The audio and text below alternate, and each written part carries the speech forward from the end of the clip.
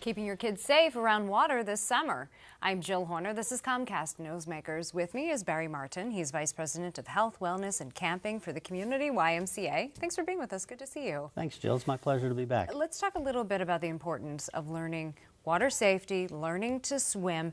Drowning is the leading cause of accidental death among children ages 1 through 4. And you say exposing children to water, having this experience learning to swim, can help to reduce numbers. Well, absolutely. In fact, it's the third leading cause of accidental death worldwide, and if you're 14 and under, it's still the second leading cause of accidental death. So the number one thing we can do is obviously teach kids to swim. But even if you teach kids to swim, that's not enough. You still have to give them the fundamental skills for being safe around the water. And with that, you do have a variety of programs in place, including community-based programs and swim lessons. What do the community-based programs include? Well, we work closely with the Red Bank Primary School and Red Bank Charter School. We have a program called Third Grade Swim, where during the school day, they'll actually come down for an intensive 1-week training, and they'll learn the basics of aquatic safety and how to float, how to tread water. Some of the kids have been through our programs, and they're already a little bit more advanced, and so we'll push them a little bit, and they'll learn some stroke development along the way. But the third grade swim program is really the core of the swim lessons that we have in our community for the primary and charter school. And in addition to that, you do have a variety of different swim programs and lessons available. You also have an annual week. It's called Safety Around Water. It's happening June 19th through the 23rd. And really, this is for all ages, those who are currently non-swimmers.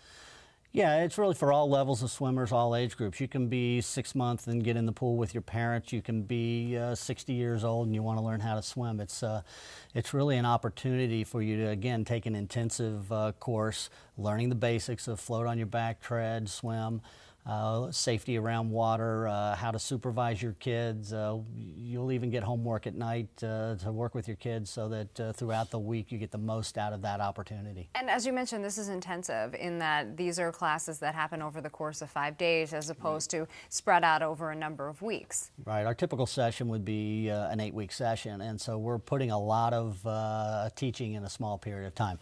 So we're obviously not getting the full 8 weeks out of that 5 days, but we're getting enough to where you're going to be farther along than you were the day you walked in, for sure. And it's called Safety Around Water, and that's the idea, to be safe around water.